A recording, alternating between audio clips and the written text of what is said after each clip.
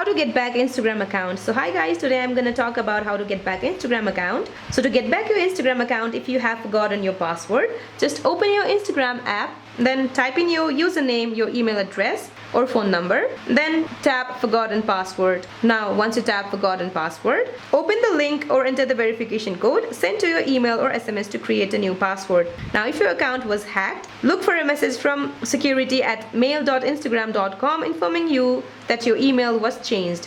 Just tap the revert this change or secure my account link in that email immediately. If you cannot access your email, open your mobile browser like Google Chrome or Safari and then navigate to Instagram Hacked Support Hub. Now go to the website and then follow the guided prompt based on your exact situation. Now if your account features photos of you, Instagram may request a video selfie. Just follow the on-screen prompts to turn your head as directed to verify your identity. So that's it for this video guys. I hope this video is helpful. Please don't forget to like and subscribe. See you in my next one.